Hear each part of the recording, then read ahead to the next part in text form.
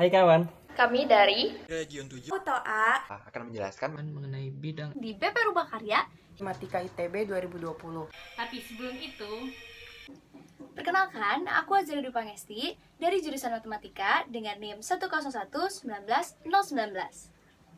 Nama saya Rizky Amalia Hovifah, NIM saya adalah 101-19-109. Perkenalkan, nama aku Fikri Ramadhani, NIM 108-19011. Perkenalkan, nama aku Muhammad Adam Al-Rafi, NIM aku 108-19042. Aku Nadira dan Nadia Fasti, NIM 101-19025. perkenalkan, nama aku Immanuel Dipta Iliano atau biasa dipanggil Lino. Aku dari jurusan Matematika dengan NIM 101-19090. Perkenalkan, nama aku Vincent Hanzal Hartono dengan NIM 108-19024. kenalin dulu, aku Riri Aromanuri, NIM 101-19004 dari jurusan Matematika. Nama aku Nurul Arif Hidayah, NIM 101-19-081. Perkenalkan, nama saya Destiny Luz Natasa dengan NIM 108-19037 dari jurusan Aktuaria. Nama saya Audrik, NIM 10-11-9095. Nungguin ya. Yaudah yuk, check it out. Masuk ke yang pertama tentang visi misi Kahim. Apa sih visi misinya Kak Ezra? Visi Kak Ezra adalah Himatika ITB sebagai rumah inisiasi sentral karya kematematikaan. Terus, gimana caranya buat ngewujudin visi itu? Kak Ezra punya 5 misi untuk mewujudkan visinya yang tadi. Misi yang pertama adalah menyediakan wadah pemenuhan kesejahteraan dan akademik anggota. Misi yang kedua adalah menyediakan wadah pengembangan diri bagi anggota. Misi yang ketiga adalah membangun suasana berhimpun berasaskan kekeluargaan dan budaya apresiasi. Keempat adalah memantik dan mengembangkan potensi kematematikaan anggota untuk berkarya. Dan misi yang kelima adalah membangun hubungan yang kuat dan bermanfaat dengan pihak luar, seperti dosen, alumni, atau organisasi lain di luar Himatika ITB. Oke, di sini aku akan menjelaskan mengenai bidang kesekjenan di BP Himatika. Bidang kesekjenan memiliki tujuan untuk menciptakan kegiatan Himatika ITB menjadi nyaman dan teratur. Bidang kesekjenan dipimpin oleh seorang sekjen yang bertugas untuk memastikan dan memantau keberjalanan setiap divisi. Apa aja sih divisi yang ada di bidang kesekjenan? Yang pertama adalah sekretaris yang bertugas untuk mengurus surat-surat dan administrasi. Yang kedua adalah bendahara yang bertugas mengurus keuangan. Yang ketiga adalah Medinfo yang bertugas untuk penyaluran informasi melalui medsos. Dan yang terakhir adalah Sarpras yang bertugas untuk menyediakan sarana dan prasarana bagi Himatika. Nah, apa aja sih proker-proker yang dimiliki oleh bidang kesekjenan? Nah, sekjen sendiri ini memiliki proker yang bernama Himatika Pekan ini, di mana sekjen akan memantau keberjalanan setiap divisi setiap minggunya. Nah, terus sekretaris ini memiliki 4 proker. Yang pertama adalah Amin Paling Serius, yaitu proker pembuatan buku yang berisi proker-proker. Lalu yang kedua adalah Celengan Rindunya Himatika yang merupakan proker dokumentasi. Lalu yang ketiga adalah Closer with Secretary, yaitu merupakan proker penyamarataan antar kesekretariatan. Dan yang terakhir adalah Everything Himatika Wanted. Lalu, kalau misalnya bendahara juga memiliki 4 proker. Yang pertama adalah Oke Sepakat yang merupakan proker penyusunan RAB. Yang kedua adalah Bendahara Siap Lapor, yaitu pelaporan keuangan setiap 2 bulan sekali kepada masa. Yang ketiga adalah Cuma Goceng Aja Kok yang merupakan proker uang kas. Dan yang terakhir adalah Semua Bahagia yang merupakan proker penghimpunan dana awal. Lalu yang ketiga ada Medinfo. Medinfo ini memiliki 2 proker. Yang pertama adalah New Flash. New Flash ini merupakan proker penyebaran informasi dan publikasi. Lalu ada juga yang namanya Bertema yang merupakan proker wajah dari Himatika ITB. Lalu yang terakhir adalah Sarpras. Sarpras juga memiliki 2 proker. Yang pertama adalah Sarprasnya paling Sarprasnya lengkap, yaitu merupakan proker proker online perpus online non akademis. Lalu yang kedua adalah Sarprasnya mantap, yang merupakan proker penyusunan SOP. Sekian. Kenapa sih ada SDA? SDA ini untuk menjamin pemerataan aktualisasi diri anggota dan menjamin adanya regenerasi SDA. Bidang SDA ini dibagi dalam 2 divisi, yaitu MSDA dan divisi pengadilan. Kita akan terlebih dahulu membahas divisi MSDA. Tujuan dari divisi ini adalah untuk menjamin pemerataan aktualisasi dalam kegiatan Himatika. Divisi ini memiliki 5 proker. Yang pertama yaitu proker Megabase. Megabase adalah proker untuk mengelola dan memperbarui informasi pribadi anggota. Yang kedua yaitu proker Masterpiece. Proker ini bertujuan untuk mengkoordinasikan stafnya. Yang ketiga ada PAPAW, yaitu proker untuk pendataan kehadiran dan keaktifan serta pengawasan. Keempat, proker Origami, yaitu untuk evaluasi ketercapaian anggota. Serta yang terakhir yaitu proker Stiker, untuk steering komite dan propertes. Selanjutnya ada divisi pengadilan. Tujuan dari divisi ini adalah terciptanya anggota yang mempunyai nilai-nilai untuk mendukung regenerasi. Divisi ini memiliki 3 proker, yaitu proker kaderisasi awal untuk calon anggota baru, proker kaderisasi lanjut, yaitu untuk menanamkan nilai-nilai yang lebih dalam, serta yang terakhir proker evaluasi RUP, yaitu kajian pengesahan RUP dengan kondisi aktual. Di sini aku akan menjelaskan mengenai bidang internal. Bidang internal ada karena sebuah misi dari Kak Ezra, yaitu Ketua Himpunan Himatika ITB periode 2020 sampai 2021. Tujuan dari bidang internal adalah untuk menjamin kesejahteraan anggota Himatika ITB, baik dari segi finansial maupun akademik. Bidang internal terbagi menjadi 3 divisi, yaitu divisi kekeluargaan, divisi kesejahteraan anggota, dan divisi minat bakat. Saya akan menjelaskan satu persatu divisi yang ada. Yang pertama, divisi kekeluargaan. Di divisi kekeluargaan ada 5 program kerja, yaitu diantaranya yang pertama, Susu Meriah. Susu Meriah itu untuk memberikan selamat kepada anggota Himatika ITB yang tengah berulang tahun di hari tersebut. Yang kedua, para wisuda Himatika ITB, yaitu bentuk apresiasi kepada wisudawan yang telah berhasil menempuh masa pendidikannya. Yang ketiga, Seru-seru sama Himatika. Yang keempat, Dies Himatika untuk merayakan ulang tahun Himatika ITB. Dan yang terakhir, Malapetaka atau Malam Pertemanan Himatika untuk mempererat dengan kumpul-kumpul bareng. Di divisi selanjutnya yaitu divisi kesejahteraan anggota, ada 2 program kerja nih, yaitu beasiswa Himatika ITB dan Himatiker. Beasiswa Himatika ITB ada 2 lagi, dibagi menjadi 2, yaitu sharing dan beasiswa. Lalu ada program kerja Himatiker dibagi lagi menjadi 3, yaitu Himatiker curhat, Himatiker sharing session, dan Himatiker tutorial. Di 2 program kerja ini membantu pemenuhan kebutuhan akademik maupun finansial. Divisi yang terakhir adalah divisi minat bakat sebagai wadah pemenuhan minat bakat yang sama. Ada 2 program kerja juga nih, yaitu Himatika Training Session, itu untuk menyatukan anggota yang memiliki minat di bidang yang sama, seperti contohnya e-sport, lukis, atau lain-lain. Ada total 9 bidang. Dan program kerja yang kedua yaitu Himatika Talent, itu untuk memperingati Dies Natalis. Menurut saya program kerja yang menarik yaitu beasiswa Himatika ITB dan Himatiker, karena itu penting buat kita sebagai mahasiswa dalam pemenuhan kewajiban akademik dan finansial. Sekian penjelasan yang dapat saya sampaikan. Terima kasih. Sekarang aku akan menjelaskan mengenai bidang eksternal. Kenapa sih bidang eksternal itu ada? Jadi, bidang eksternal itu ada untuk mewujudkan misi kelima dari BP Himatika ITB 2020-2021, yaitu membangun hubungan yang kuat dan bermanfaat dengan pihak luar Himatika ITB. Bidang eksternal terbagi menjadi 3 divisi yang akan aku jelaskan secara singkat. Divisi yang pertama adalah divisi ekstra kampus. Di sini terdapat 3 program kerja. Yang pertama adalah EK in Relationship, yaitu membangun relasi dengan organisasi luar Himatika ITB. Yang kedua adalah kabar EK, yaitu penyampaian info mengenai kegiatan organisasi luar Himatika ITB.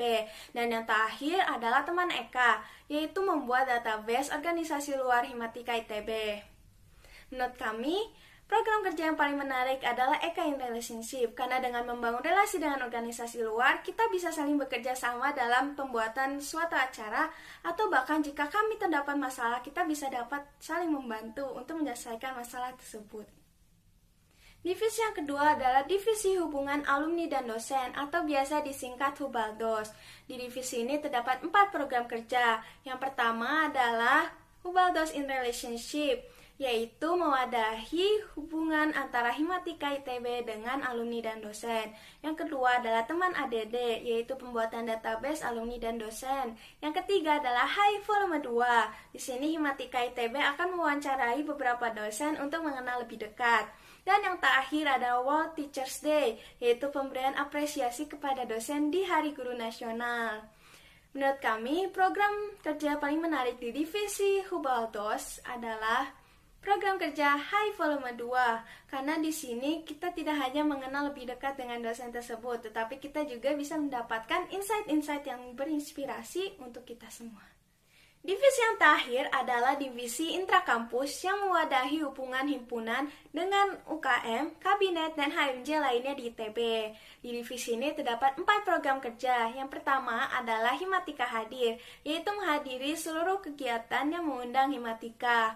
Yang kedua adalah Kabar Inka, yaitu infografis penyampaian berita hangat di ITB. Yang ketiga adalah Inka in Relationship, yaitu mengunjungi HMJ-HMJ lainnya di ITB. Dan yang terakhir adalah FMIPA Gathering, yaitu perkumpulan HMJ-HMJ di FMIPA.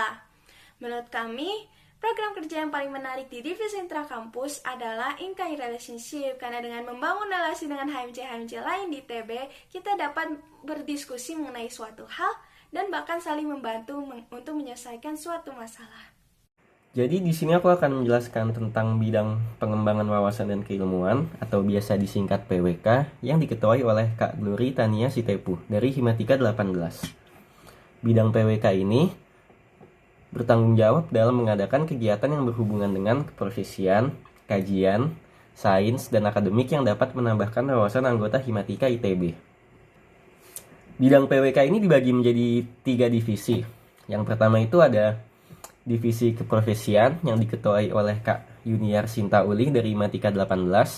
Yang kedua ada divisi kajian yang diketuai oleh Kak Kirsten Maynard dari Himatika 18. Dan yang ketiga ada divisi sains dan akademik yang diketuai oleh Kak Reynald Saputra dari Himatika 18. Pertama, saya akan menjelaskan mengenai divisi keprofesian. Divisi keprofesian ini berfungsi untuk meningkatkan wawasan anggota Himatika ITB terkait keprofesian di bidang Himatika. Divisi keprofesian ini punya 4 program kerja. Yang pertama itu Career Information Center yang terdiri menjadi database dan keprof story. Proker selanjutnya ada Career Talk Series, yaitu talk show tentang profesi yang bisa dilakoni oleh lulusan matematika atau aktuaria. Program kerja yang ketiga yaitu The Success Formula, yaitu program tentang pelatihan soft skill. Yang terakhir ada Company Visit, yaitu program mengunjungi perusahaan yang berhubungan dengan matematika atau aktuaria. Selanjutnya adalah divisi kajian. Divisi kajian ini bertujuan agar terciptanya kegiatan kajian di Himatika ITB yang berhubungan dengan matematika dan isu yang ada di sekitar. Divisi kajian ini juga memiliki 4 program kerja, yaitu yang pertama Increase Himatika Academy, yaitu program untuk mengumpulkan berkas-berkas soal ujian dan diketik ulang lalu diupload. Lalu ada fasilitas tutorial juga. Kemudian ada Increase Mathematics Skill, yaitu program pelatihan software. Kemudian ada Math Class, yaitu seminar tentang matematika di kehidupan nyata. Yang keempat ada Fun with Mathematics, yaitu artikel fun fact tentang matematika. Divisi selanjutnya adalah Sains dan Akademik, yang bertujuan untuk menjamin kesejahteraan akademik dan menambahkan wawasan kematematikaan anggota Himatika ITB.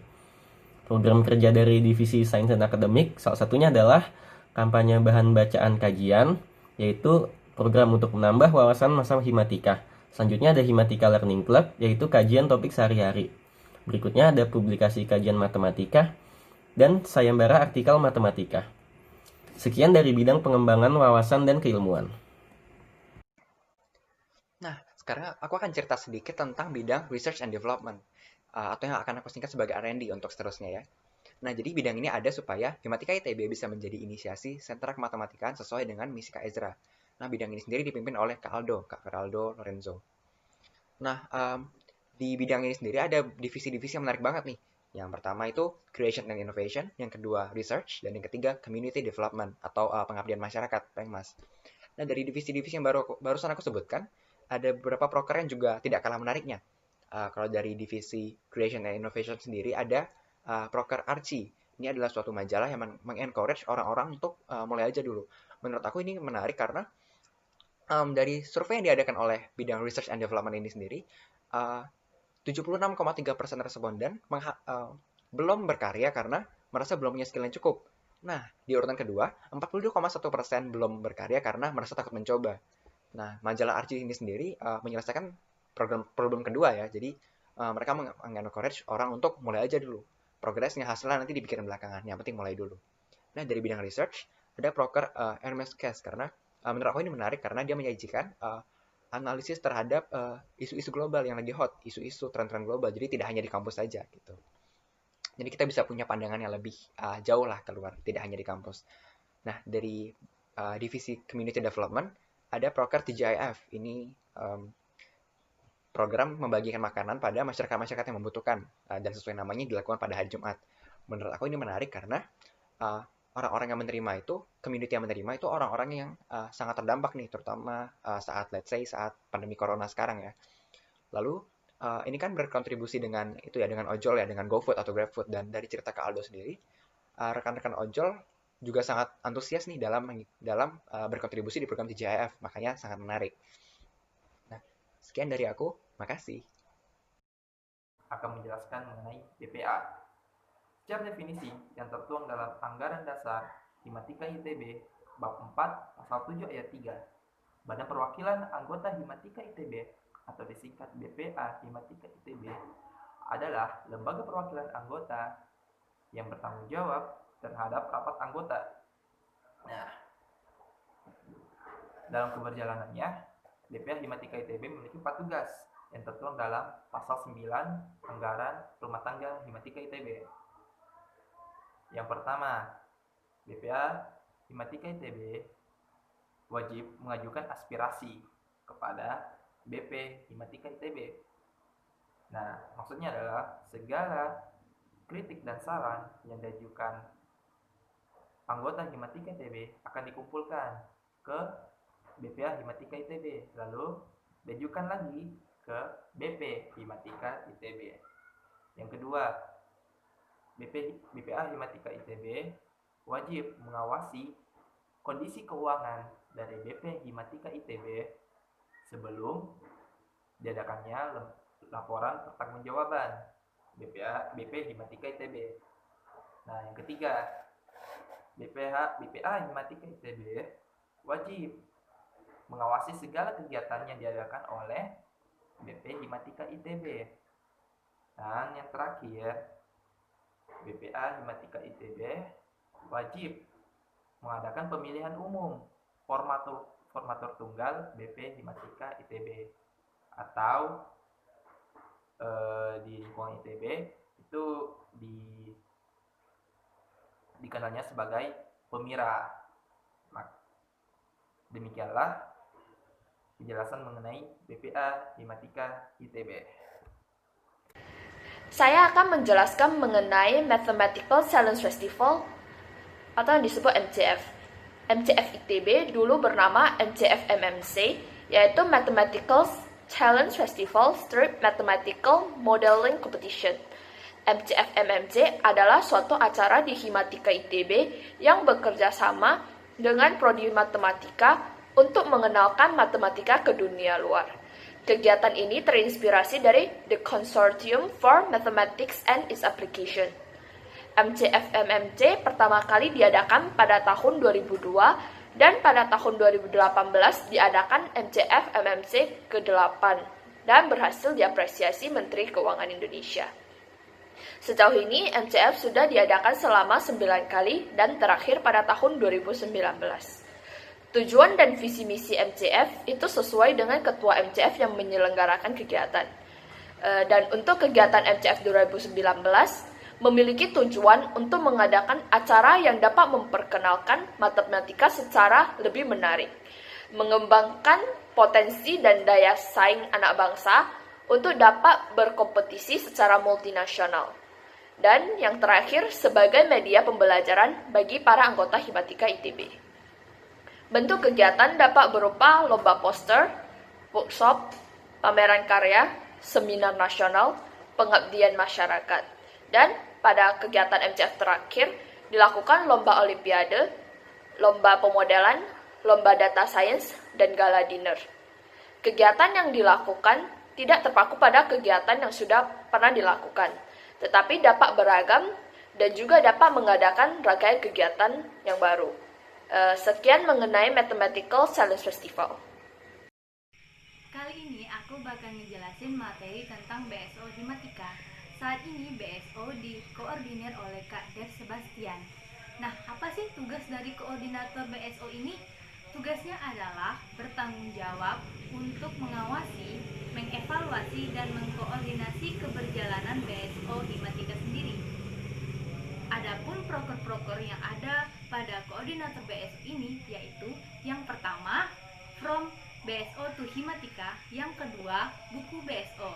Nah, BSO sendiri ini mewadahi 3 cabang penting dalam Himatika nih. Apa aja? Yang pertama ada Fourier, yang kedua ada Matko, dan yang ketiga ada ITB United.